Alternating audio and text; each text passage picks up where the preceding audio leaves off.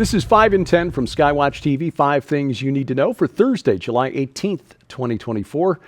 I'm Derek Gilbert. If you're watching us on YouTube, thank you. Please subscribe, click the like button, click the bell for notifications, and then please stick around after the break. I'll tell you how to guarantee we never get canceled. Topic number 5 today, Vance for VP. Ohio Senator J.D. Vance announced as President Trump's running mate in the upcoming election for president. J.D. Vance, the junior senator from Ohio. If you're not from Ohio, he may be somewhat unfamiliar to you. In fact, some might question why a guy who's only been in the Senate for 2 years is qualified to run for vice president. Barack Obama? Anyway, J.D. Vance, 39 years old, Marine Corps veteran, served in Iraq, graduate of The Ohio State University and Yale Law, where one of his law professors recommended that he write his memoir because Vance has quite a story. His mother dealt with drug addiction, and so J.D. and his sister were both raised primarily by their grandparents. Again, Vance went into the Marine Corps after service, graduated from Ohio State, then Yale Law. His memoir, Hillbilly Elegy, became a New York Times bestseller and then turned into a movie directed by Ron Howard. So that brought him to the attention of political bigwigs. He is a Republican. He was a never-Trump Republican for a time, but he met the Trump family. Apparently, Don Jr. read his memoir, and when Vance entered politics, Trump Jr. reached out to him, and they became friends. And after getting to know the Trump family, Vance went on during his 2 years in the Senate to become one of Donald Trump's most outspoken supporters. So we will see how this progresses. Vance is an articulate speaker who will compliment Donald Trump on the campaign trail. And as former presidential candidate Vivek Ramaswamy pointed out in an interview on Monday night, a debate, vice presidential debate, assuming Joe Biden remains the nominee for president for the Democrats, debate between J.D. Vance and Kamala Harris will be no contest. Topic number 4, Israel. The Israeli newspaper Haaretz reported Sunday that the Israeli Defense Force ordered its soldiers to employ a protocol called the Hannibal Directive on October 7th. Now, this has been discussed by the alternative media and social media since October 7th. I think it's been somewhat misrepresented. It's been presented to some as Israel being willing to kill its own civilians to prevent the embarrassment of hostages being captured by Hamas or Islamic Jihad.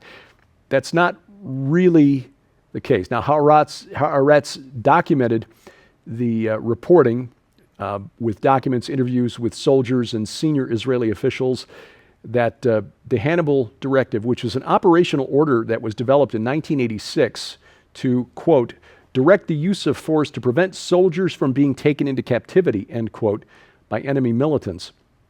Haaretz reported that this was used at 3 army facilities that were overrun by Hamas on October 7th. During the first hours of the attack, according to Haaretz, Israeli soldiers were given the order, quote, not a single vehicle can return to Gaza, end quote.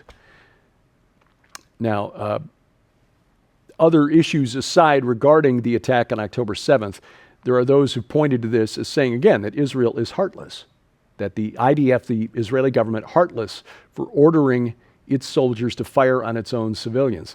That's not quite what the order means. Sadly, this is an acknowledgement of the reality that people captured by Hamas, Islamic Jihad, the Popular Front for the Liberation of Palestine, Hezbollah, are usually treated very badly. Some of the reports of people who've been released by Hamas since October 7th, you would not want anyone you love to be treated that way.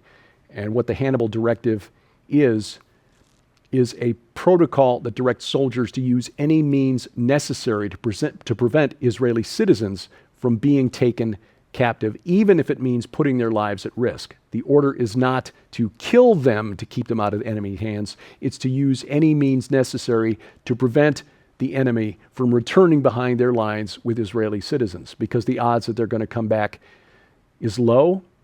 The odds that they will be treated well is lower. It is sad, but this is the result of generational conflict and, of course, the influence of the principalities and powers behind the scenes that stoke hatred between Jews and Arabs, and have been not just since 1948, but frankly going back to the days of Israel arriving in the land of Canaan in the 14th century BC. Topic number 3, culture of death. Bioethicist Wesley J. Smith reports on a new survey showing that doctors favor expanding assisted suicide. This was published in the Journal of Cutaneous Oncology, which asked doctors this question, quote, in addition to adults with terminal illnesses, which other groups of patients should be eligible for MAID, that's medical assistance in dying, MAID is the acronym. From the survey, 30% adults with intractable psychiatric conditions, children with terminal conditions, 45% of the doctors said they should be eligible for assisted suicide, adults with intractable chronic pain, 55%, 70% adults with late-stage dementia, and adults in a persistent vegetative state, 80%. Again, those percentages, those are the percentage of doctors who believe that patients with those conditions should be eligible for medical assistance in dying or assisted suicide. Majorities of the doctors surveyed said they'd be willing to be present when the deed is done. Again, 61% saying they would probably or definitely be there, and a majority also saying they would participate. In other words, be the one to administer the lethal dose.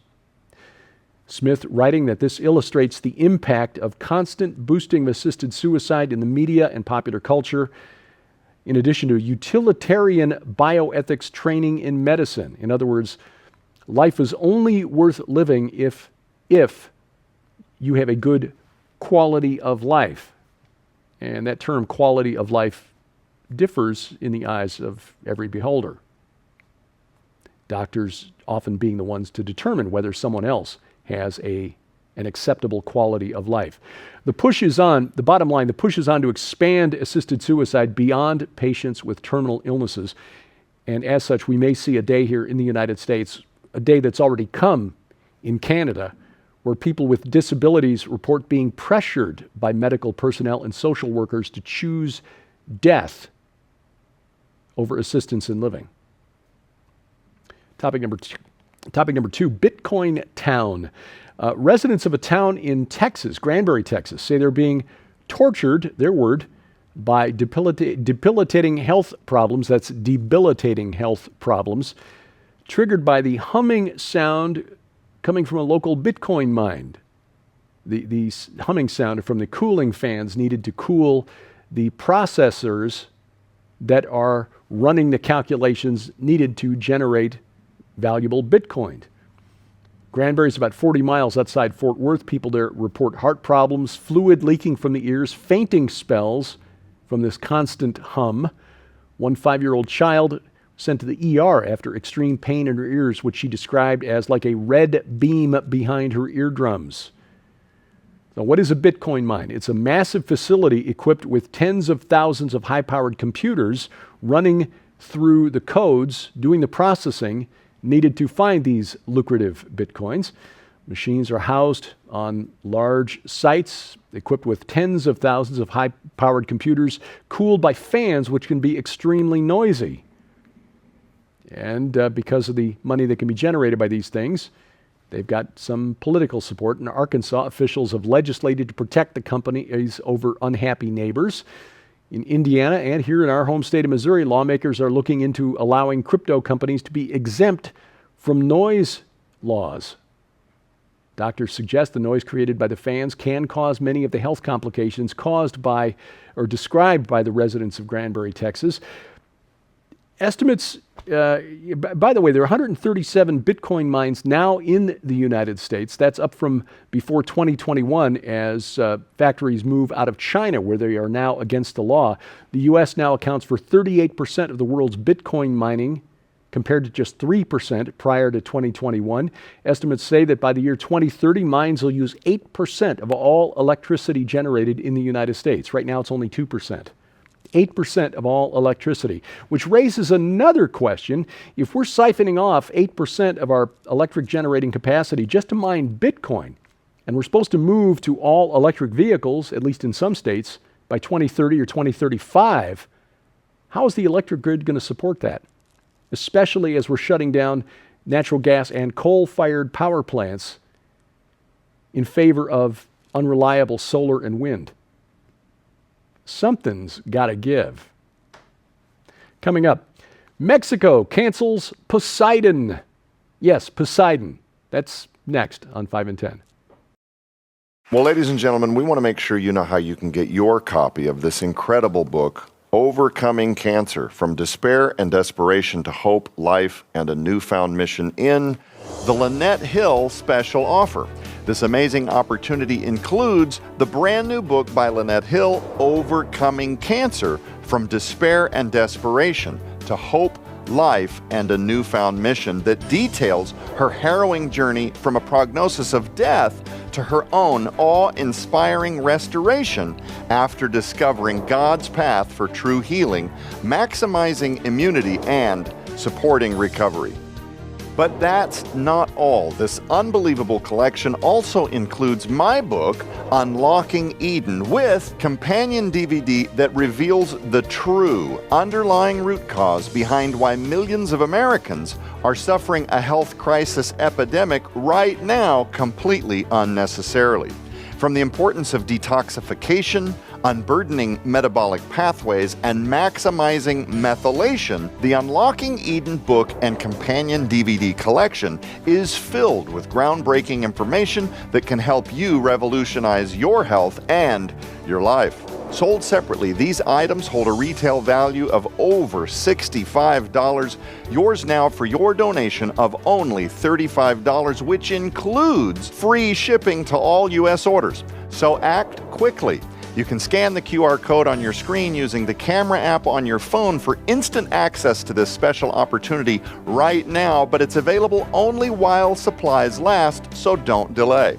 You can visit us at skywatchtvstore.com or call 1-844-750-4985 and ask for the Lynette Hill special offer.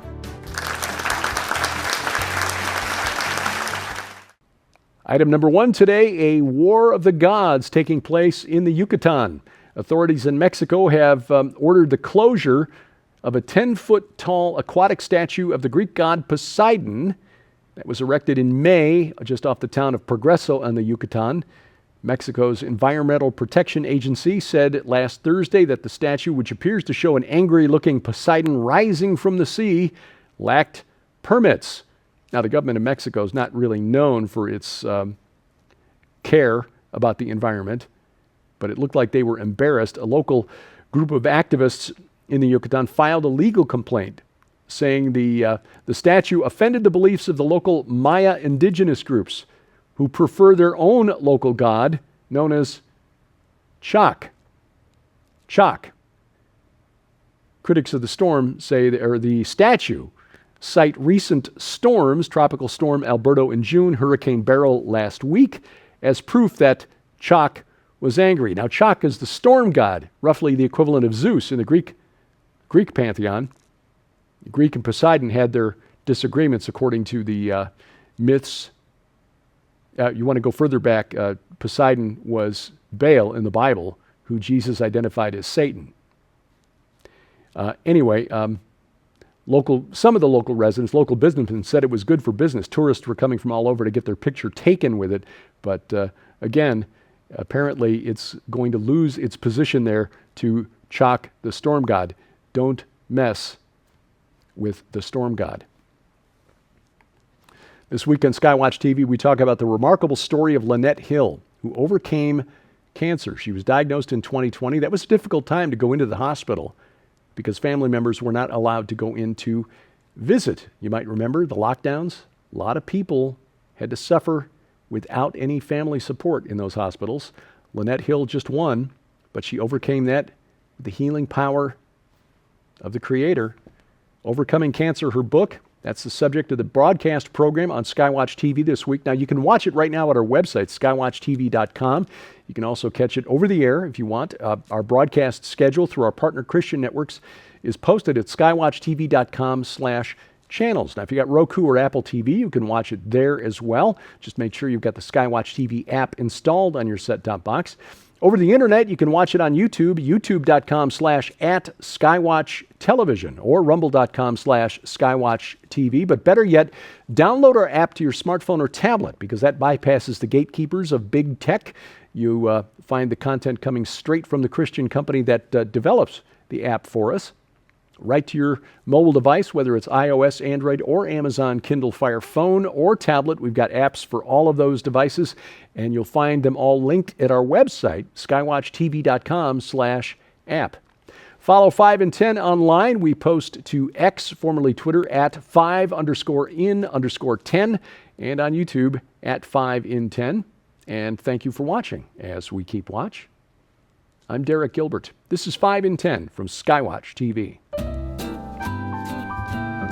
Hi friends, Pastor Mike Spaulding here to announce the Go Therefore 2024 conference. We will gather Friday and Saturday, July the 26th and 27th at Harvest Revival Center in Brookville, Ohio.